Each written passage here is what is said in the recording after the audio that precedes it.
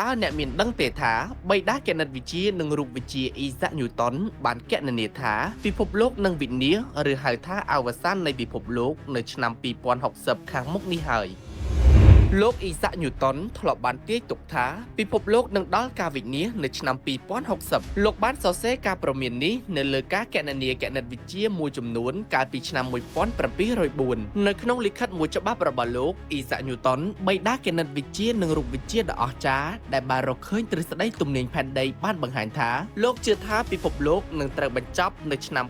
2060ការព្រមាននេះត្រូវបានសរសេរដោយដៃរបស់លោកផ្ទាល់នៅលើការគណនាគណិតវិទ្យាជាច្រើនសន្លឹកតាំងពីឆ្នាំ1704ក្នុងនាមជាអ្នកជំនាញខាងសាសនាលោកញូតុនបានលើកយកការទស្សន៍ទាយអំពីថ្ងៃអវសានលោកដោយផ្អែកលើការបកស្រាយគម្ពីរគ្រឹះសាសនាតាមរយៈគ្រឹះសាសនិកប្រូតេស្តង់វិធីដែលលោកញូតុនគណនាថ្ងៃអវសានលោកអ៊ីសាក់ញូតុនបានប្រើការគណនាគណិតវិទ្យារួមជាមួយនឹងលំដាប់ព្រឹត្តិការណ៍ប្រវត្តិសាស្ត្រក្នុងគម្ពីរដើម្បីទស្សន៍ទាយថ្ងៃអវសានលោកដែលលោកបានកំណត់នៅពាក់កណ្ដាលសតវត្សទី21លោកបានយកតួលេខ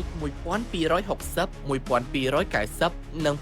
2300ដែលមាននៅក្នុងគម្ពីរដានីយ៉ែលនិងគម្ពីរវិវរណៈដែលជានិមិត្តរូបនៃការបញ្ចប់និងការចាប់ផ្ដើមនៃពេលវេលាសំខាន់នៅថ្ងៃអវសានហើយបានបកស្រាយពីថ្ងៃទៅជាឆ្នាំពីការសិក្សាប្រវត្តិសាស្ត្រលោកបានកំណត់យកឆ្នាំ800នៃគ្រិស្តសករាជជាចំណុចដែលព្រះវិហារត្រូវបានបដិសេធហើយជាឆ្នាំដែលចក្រភពរ៉ូមបរិសុទ្ធកើតឡើងបន្ទាប់មកលោកបានគណនាថាបន្ទាប់ពីរយៈពេល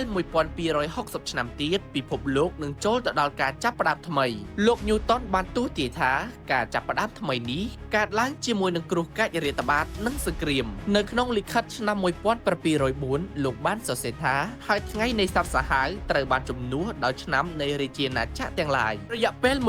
1260ឆ្នាំប្រសិនបើគិតពីការដណ្ដើមយកស្ដេចទាំង3បានទាំងស្រុងនៅឆ្នាំ800នៃគ្រិស្តសករាជវានឹងបញ្ចប់នៅឆ្នាំ2060